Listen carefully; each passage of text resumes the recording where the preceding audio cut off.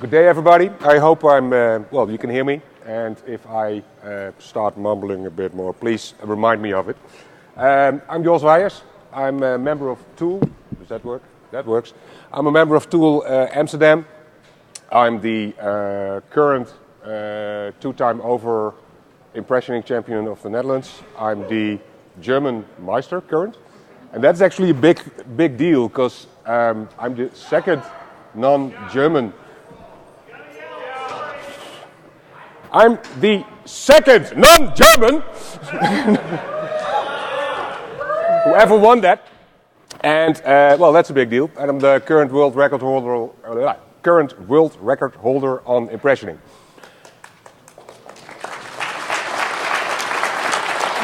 Thank you. Impressioning, that's what it's all about. We're going to impression keys. And what is that actually?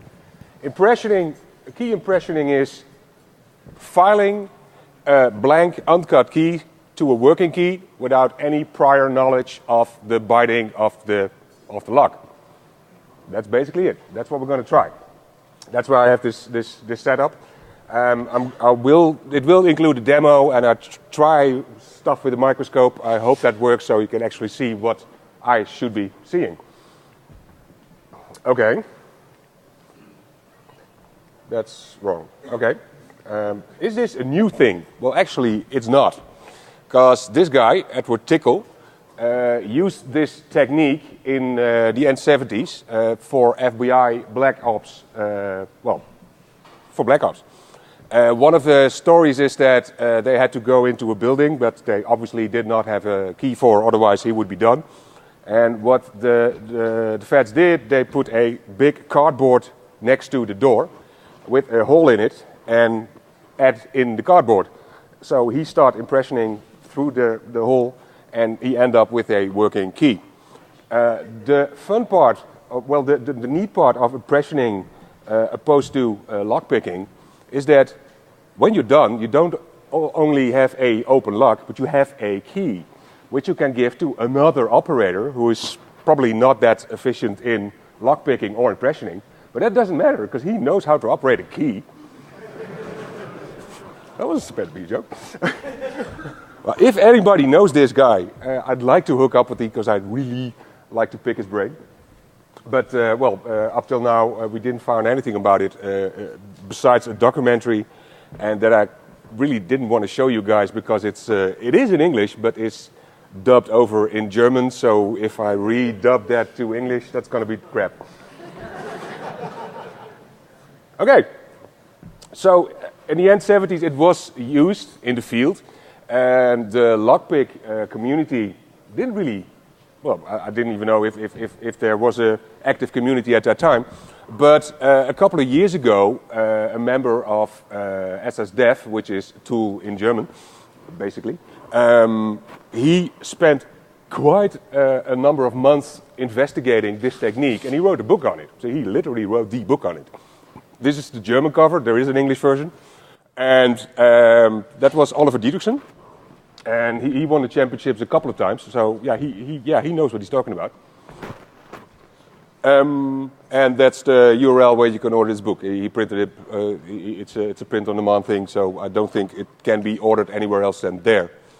It has very, very very clear pictures of it, and if you go through that, then you'll know what actually impressioning is. Because initially, when I've seen people do it, and I was like, I don't know what they're doing, but well, in the end, they have a working key. But after I read this book, and well, mainly looked at the pictures, because that's where the most info is, then you do know, oh, that's what I'm looking for. And I hope to get a tiny bit of this body of knowledge over to you guys today. And the book has even pictures from the Kriminaltechnische Proeflabor. That's German for CSI. So they actually gave pictures up for...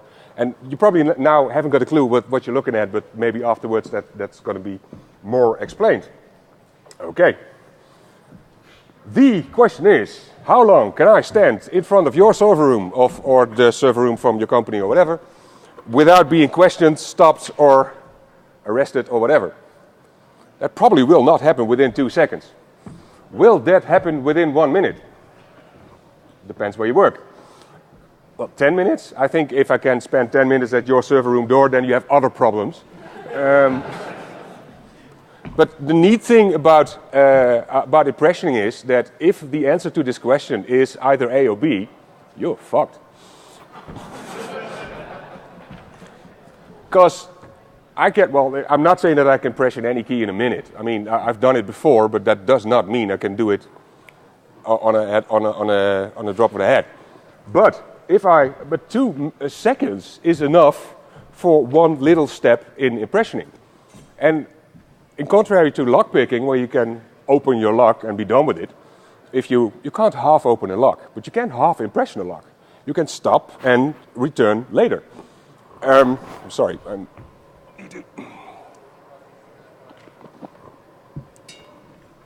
A friend of mine, he's a pen tester, and he worked at a building with several levels, and he worked at 5, so he was allowed in 5.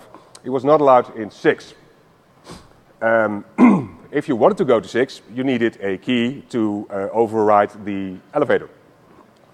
So he took a blank key into his office, and every time he happened to be alone in the elevator, so that's in the morning or not, he did his tiny little impression thing and worked on that key, and in less than 2 weeks' time he had a working key and could go to 6th level. That's kind of neat. So how does that actually happen? Well, first, if you want to know how to impression, you have to know how a lock works. Well, there have been a number of security conferences and hacker conferences where lock picking is explained, and probably a lot of you even tried it. So I'm going to go over it very quick, because we need that basic info in order to understand impressioning. Well, this is a Euro cylinder lock, and me being from Europe and this being a European lock, it's configured the European way. For the bulk of this crowd, that would be upside down. Whoa. That's correct. We're all aware of that fact.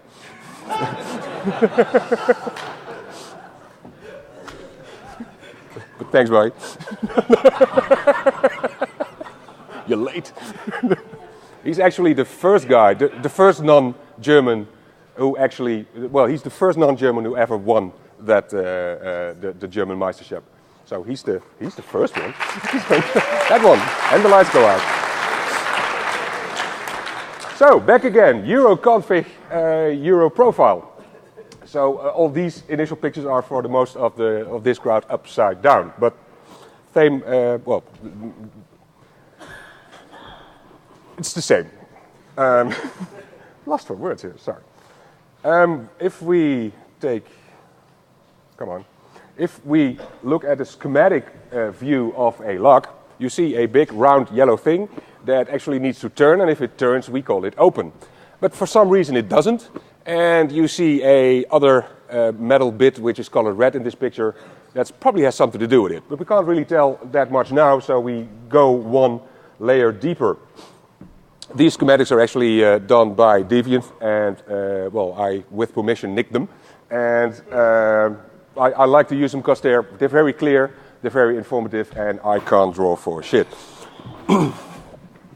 So, this picture, you see a bit more material in the red, and there is a blue piece of metal in play all of a sudden, and there's a spring underneath it. And we can now see why the yellow bit can't turn, because there's blue stuff in the way. If you, oh, wrong way. There you go. So it's in the way. So if we have a means of getting that out of the way, and I wouldn't mind if that happened now, then you can actually open the lock. No rocket science at this point. But normally a lock is, has more than one pin stack. 5 is a very used number. 6, 7, 15, everything's possible. It depends what you're willing to pay, and well, basically that. To open this in a way that all 5 pin stacks are at the correct height, you need a special customized tool that we call a key. And then it can turn, because all well, the blue, where the blue stops and the red begins, that's exactly on the shear line, so the big yellow thing can turn. If you put the wrong key in there, you see that the fifth is now too deep, and now it's too high, and it won't turn. In the perfect world, if you put nothing in there and try to turn your cylinder, then it won't open, like we all know. And that won't open because there's several blue bits of pieces preventing it. But we're not in a perfect world. We use stuff like this. I mean, cylinder gets drilled in a machine that's mass produced. Drills, they have wear and tear. They're not aligned correctly. Pins, well, these are actually from Korea and they're really crap. But I mean, that's just to get the idea. I mean, there's tolerances, and they're never the same. So why is that useful? Because you can't really make a perfect lock, and even if you could, it would be way too expensive and not that useful. I mean, for a normal lock to operate, that's enough for most people. So what we try to envision is, you see that the 5 dots on the left side, that's actually up for you. So that if you turn it, that actually not 5 of these blue bits are preventing it from turning, but one of the blue bits is the first to prevent it from turning.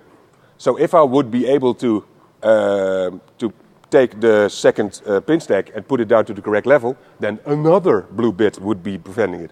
So basically, we try to look at a 5-pin lock as 5 locks concerning just containing one pin stack. And that's basically because it's not turning because the blue bit is in the way, and if we do, yes, sorry, yeah, because if we do put that pin stack down, then the cylinder will turn just a very slight angle, and until the next blue bit starts preventing it from turning. But the neat part is that now this blue bit won't be pushed back by the spring because there's bits of yellow in the way. So that's cool. So what we can do with that is picking a lock. After this is done with lock picking, we're going to impression. So you're going to feel and wiggle and to see which bits are have more, give less of a, have a different give than the other ones. So you can feel which is stuck and which it isn't, and that's lock picking. You can use basic tools for that. You can get them at the Lockpick Village, and well, cool stuff. So this is lock picking. And it also works on different keys, because this is still pin stacks. It's the same, just they're arranged in a different way. Now, let's skip that. Does it want to skip that? That's not me, is it? Yeah, impressioning. Come on. There you go. Impressioning. Well, now you see that's in non-European config all of a sudden, because that's the way I like to impression. It's not that I was too lazy to flip the picture. No, I'm not. Well, I am that lazy, but in this case, this is the way I like to impression. And because this, if I mount the key the lock like that, that takes about 4 seconds off of my opening time. And during some competitions, 4 seconds is a lot. Yes, because what you do with impressioning is you start off with a non-cut blank, so the same blank that would hang at a locksmith that you need several of. But one thing is the key has to fit into the lock, not turn it, because that would be a key. But you yeah, then you're done. Not used to yelling. So what you do now is, if you apply the same that we learned during the lockpicking bit, if you turn this lock, it won't open because there's a bit in the way. Because we now have filled up the whole space where the key belongs, It's no longer the blue parts, but the red parts. But the idea is the same. But now, because there's a bit chunk of metal where your key is supposed to be, you can turn it left and right. So now it's one bit in the way, but if you turn the other way, hopefully it's another. So we have two places where pins are preventing the lock from turning. And that's good. Yep. Because if we turn it ever so slightly and try to wiggle the key up or down, and you don't have that much give, but I mean, you can move it a bit. Because if it would fit perfectly, there's no way you can get your key in. I mean, especially not after a few drinks. So there is a give. So if you look at this picture, and once in a while it moves, then you see that the pins that are not stuck, they just get moved up and down. Because the only thing that's holding them down is the springs and gravity. And the other two, so now it's the pin 2 and now it's the pin 4, they get stuck. So if you put a key under it and apply some force, you're pushing at a point. Now if you take it out and examine it very closely, I mean with microscope or magnifier, special lights or normal light, then you might, if you're lucky, see little scratches, dents, impressioning marks on that blank. I'm not sure if you can all see it, but you see there that it's 2 bits have been drawn. Is this viewable for anyone? Yeah. Okay, cool. So you're looking for very tiny marks, and the first time you see them doesn't make sense, but you eventually to get used to to recognize them. So what we do then, at that spot where we see marks, we take away a bit of material. The key is a bit, and key was not pun intended.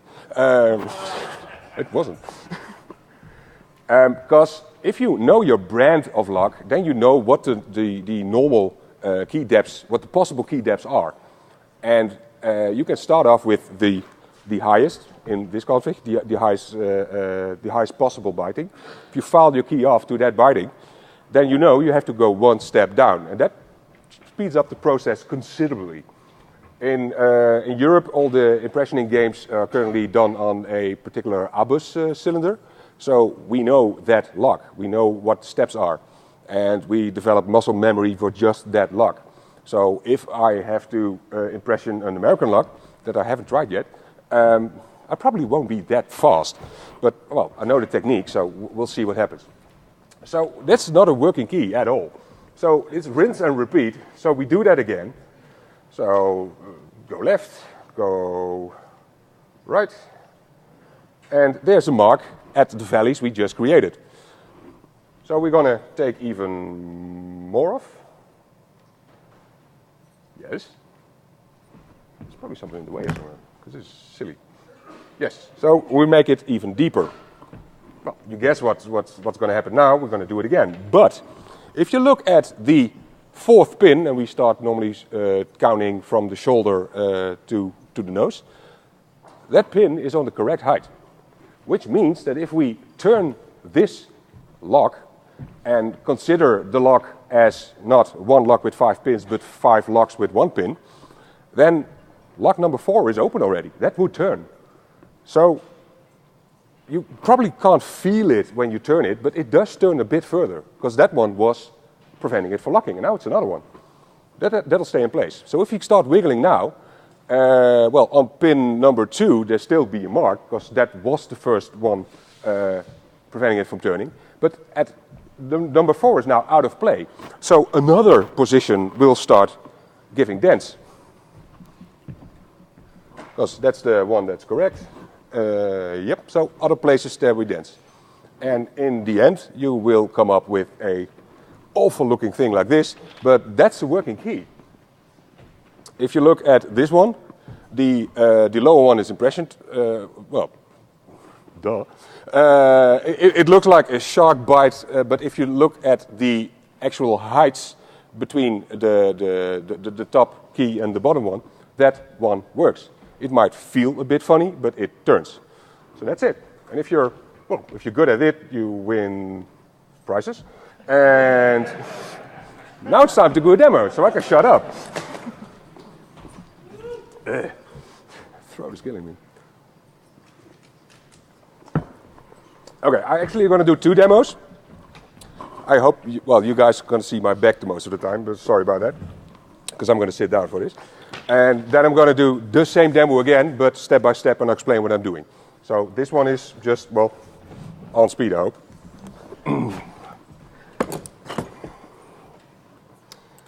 It's good to not talk for a second. Oh, different lights.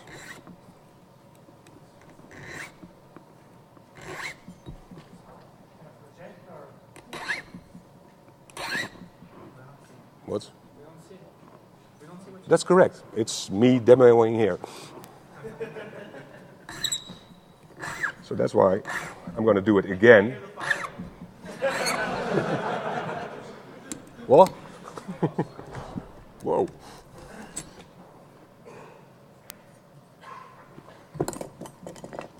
Steady.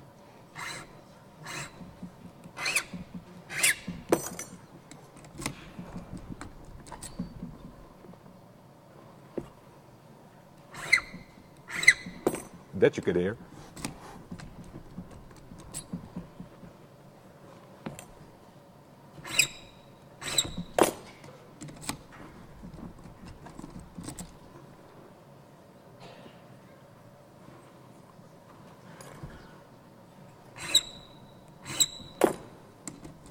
Open.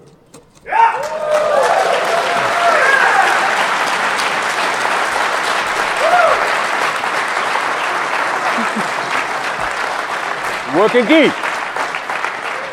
Okay, so now I'm going to do the same lock again. And at every step, I'm going to tell what I'm doing. I'm going to try to show what I'm looking at. And, I hope that's clear then. So first I need to put in a new blank. Oh, I'm going to switch this. That looks weird now, but it'll be better once I put a key under it. That's an abus. Normally if you see me impressioning, it's an abus. Okay, I put a cheapo handle on your key, so I can turn it a bit. Then I'm going to use this special tool that will be later in the slides also. That just makes tiny scratches on it, so I know where I need to start filing. A blank key looks like this. So it's not completely. Is that anything? Yep. Okay. So that's without the tool, and after I yank the tool over it, you look like this. You see a dot. There's one over there. And if you go a bit further, there's one. There's the next. All right, now it's even better. See? So at that point, I haven't touched the lock yet. At that point, I know where to start filing because I know this brand of lock. So I know what the highest possible cut is. So the blank is higher than the highest possible cut? Yes. Well, if I'm done with it, yes. If they're out of the box, they're not. They're a bit higher. Okay, so now it looks like this. You see that where I filed, it's less rough. It's way finer, which is actually good because it's easier to see marks on that smooth area. Let's see. Let's try to make a good one.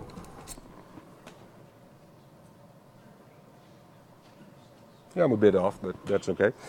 I see on, whoops, where are we? There is a spot.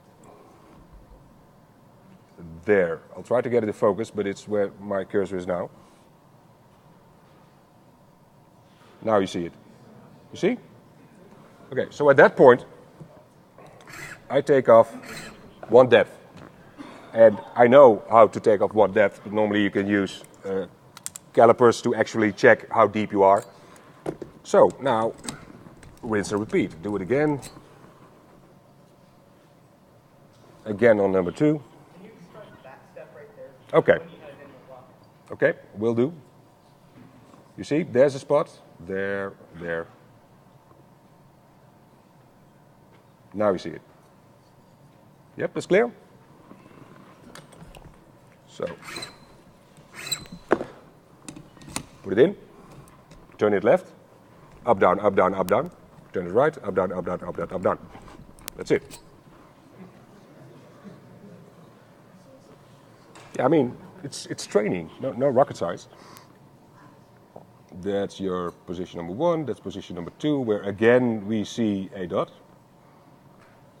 There it is. And I saw on the last position, I saw one that's not that clear. Well, actually more clear here than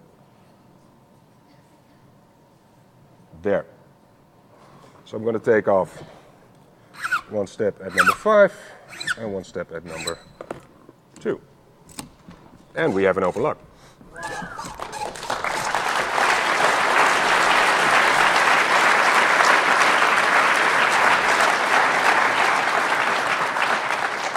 Well, this doesn't get amplified, but it doesn't want to.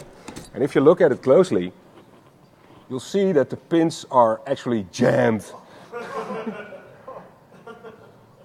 So that one, we call that a crater mark for obvious reasons. So if I clean it up, to take just the teeny bits off, sounds neat. Well, better. Working key. So now, if this would have been a black op, I'd just give... Whoa! I'm alive!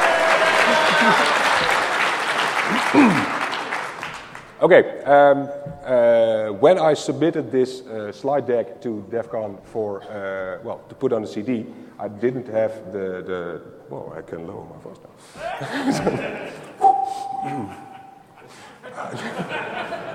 Sorry. Yeah, apparently.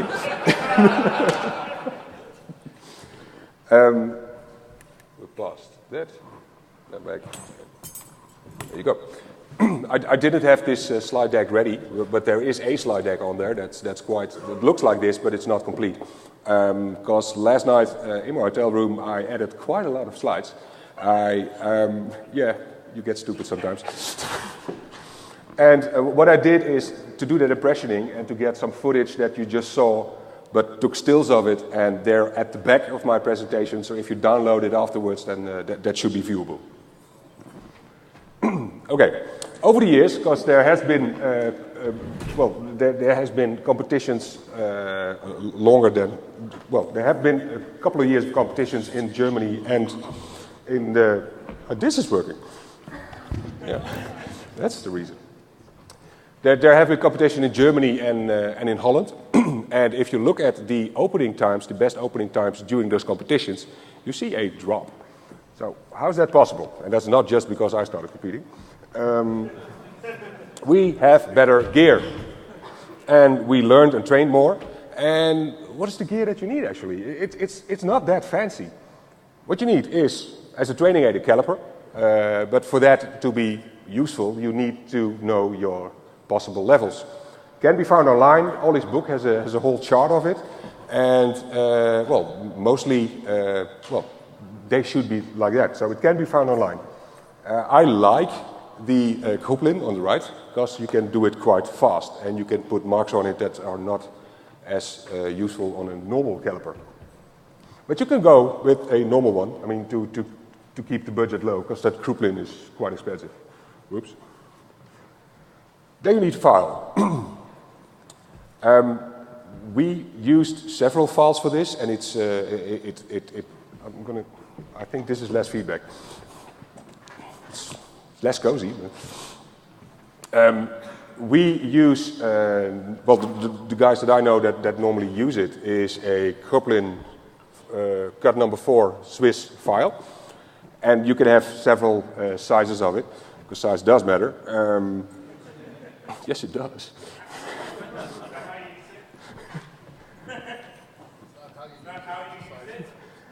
That also is useful. I mean, training is training is key, but size also.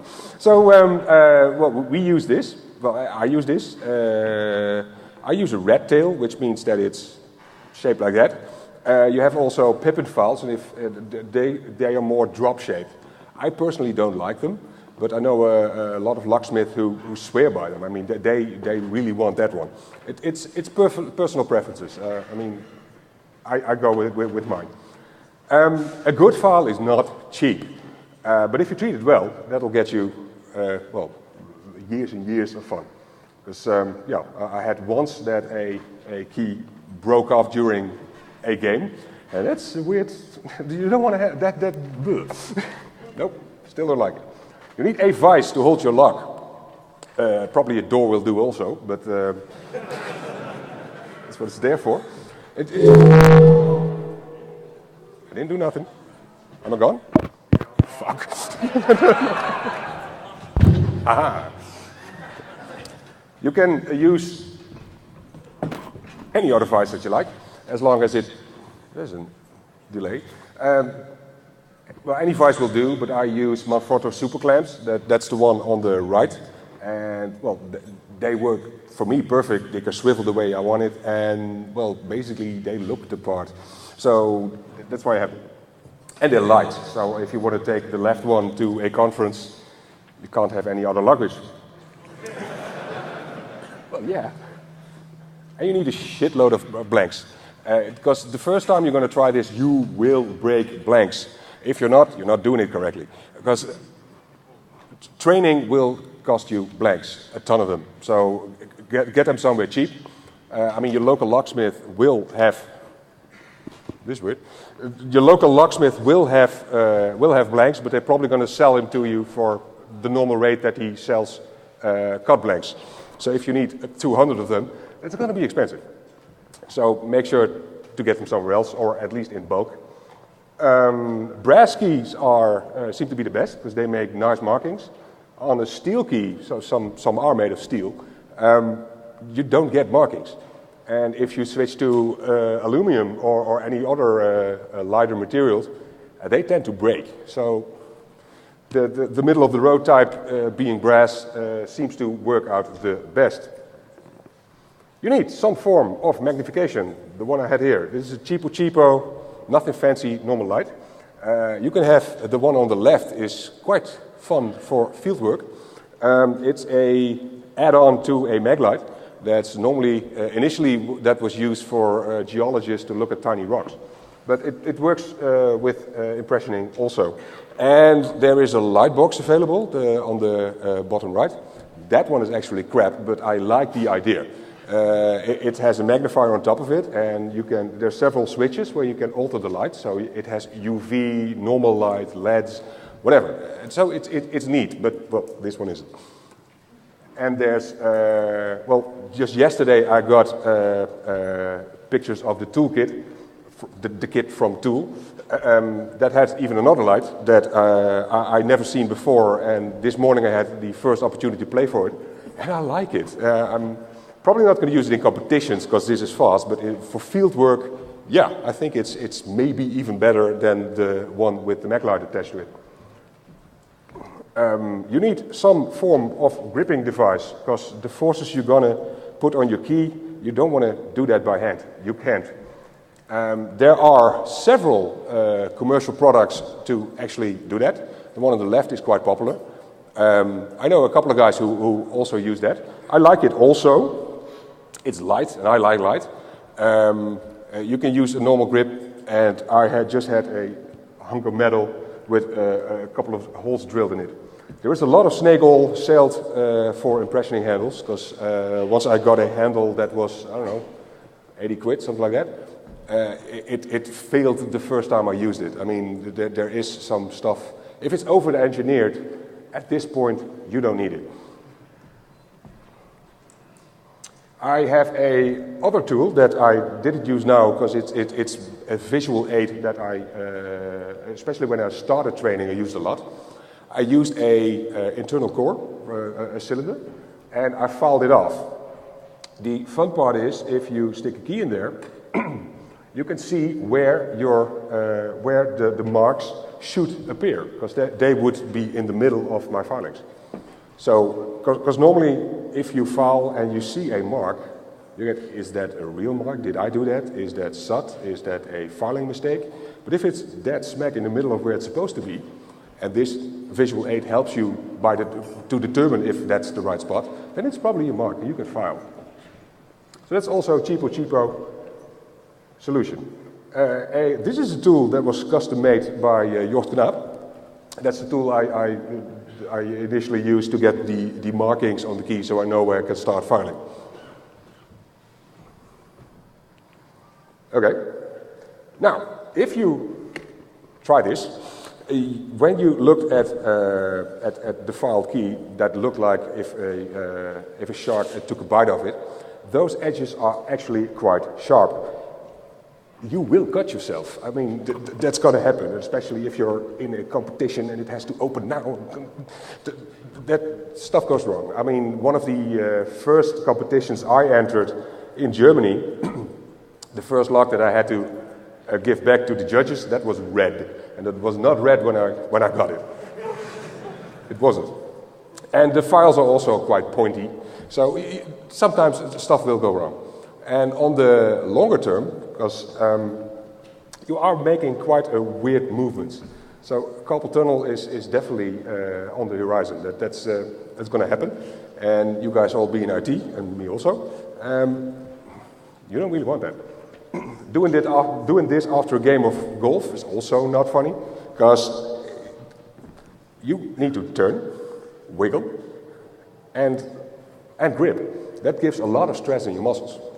So I spoke with an occupational therapist, who happens to be my girlfriend, and I speak to her quite often actually, and we figured out that if I take longer screws in my grip, because these were, initially when I got this, it was nice and smooth, because yes, it's handmade, but not by me. I took the original screws out and put these long ones in, so now I can use them as a lever.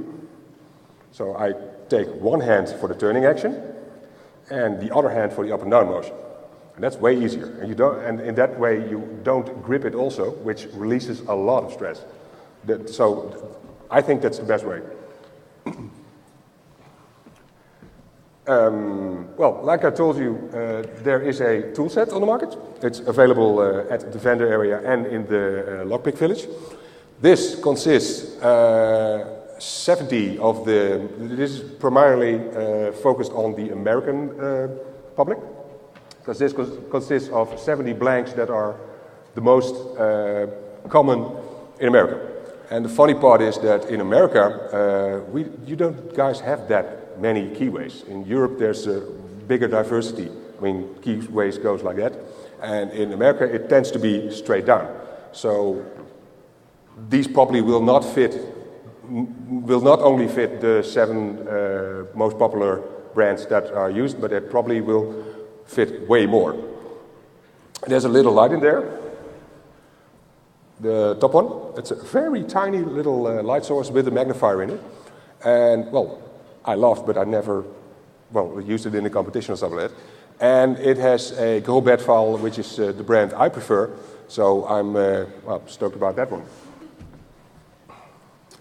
And that's basically it. For more info, there's,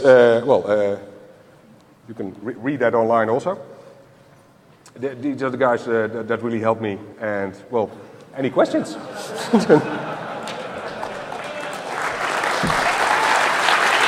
Thank you. Thank you very much.